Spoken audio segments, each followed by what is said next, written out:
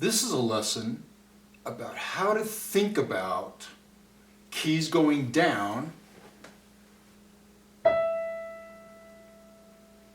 and the keys coming back up while playing a legato line, a phrase of smoothly connected notes.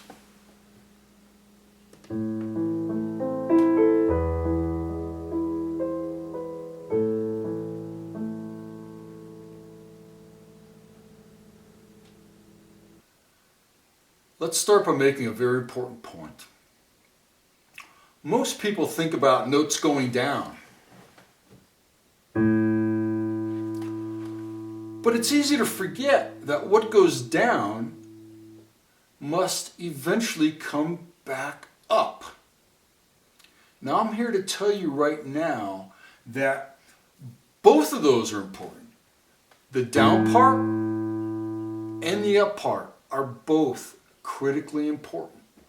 Let's take a closer look. So now I'm going to let you in on a crucial insight that is going to eliminate a whole host of technical problems when you're playing legato. Right? Let's go to four Elise. So the insight is this, that the up motion that ends the sound of the what we'll call the old note and the down motion that starts the sound of the next note or the new note are quite literally two parts of the same event. Now this is so critically important that I'm going to say it again, right? So we're going to play a note, right? Now the up motion, meaning the release of this note, and the down motion, or the attack of this note,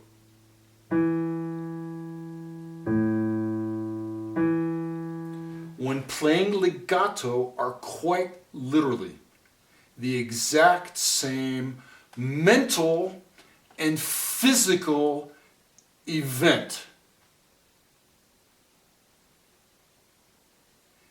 In order to illustrate how important this is, let's do this wrong to the extreme in two different ways. Let's go to four Elise. So first, let's go ahead and intentionally, let's play this phrase. Let's intentionally leave a gap. Intentionally leave a gap between adjacent notes. So in other words, we're going to play, so it's down, up, gap, down, up, gap, down, up, and so on. Right? Boo! Why is this bad? I mean, besides not sounding legato, what we've done is we're turned what should be one single integrated event into a sequence of separate, uncoordinated events. Boo! The second way to mess this up is to intentionally overlap adjacent notes. So in other words, we're going to play, so down. Now before this guy comes up, this one's going to go down. And then this guy comes up. Right? Again, boo! This is now two separate, uncoordinated physical and mental events. Now, let's go get busy and do this the right way. Now let's think about and physically execute a legato line the right way. So, four Elise, right? This phrase from four Elise. And let's do this without pedal, so we can clearly hear the transitions between notes, right? So, here's the left hand, and here's the right hand. Let's take these one note at a time. So when we're transitioning from A to E, notice this is one single integrated mental and physical idea. A completely integrated simultaneous event. Right? When this note comes up, this note goes down. Simultaneous. These are not a sequence of events. It's a simultaneous event. And at the risk of repeating myself, I can't help myself, right? It's that important. Let's continue. From E to A. Right? So again, the release of this note and the attack of this note are the exact same event.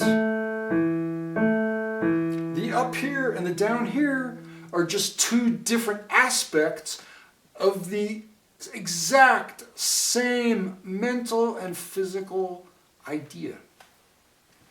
Let's continue. It turns out this is a really good example, right? Because we're transitioning now from left hand to right hand.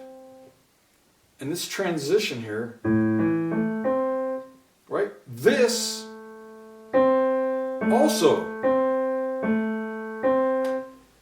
is one single integrated event. It's not this gap or overlap, right? It's this. This up and this down are quite literally the same event. And so on, right?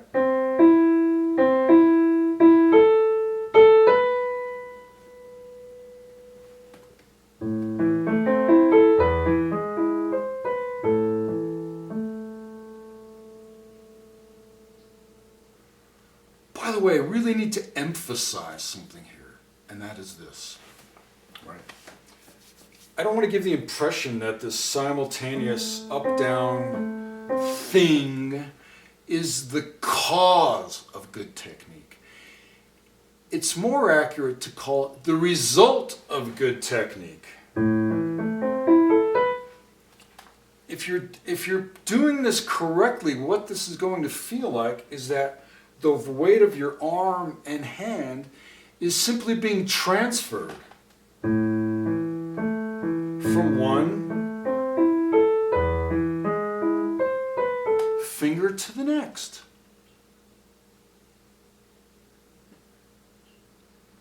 So to sum up, when playing legato, right, the release of each note and the attack of subsequent notes are simultaneous, integrated mental and physical events, right? And if you do this, there's going to be three huge payoffs, right?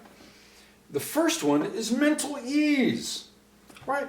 Instead of thinking about all these different, right, separate, uncoordinated events, we're going to turn two or even more events into one. Mental ease. The second one is physical ease. Right? It's not play, start, stop, play, start, stop. Right? It's going to be one completely integrated, continuous physical motion. And finally, the payoff is going to be this. It's going to be the quality of the music you're going to play, right? Without unintended breaks, right? Or smeared notes. Right? It's going to be crisp and clean and beautiful music.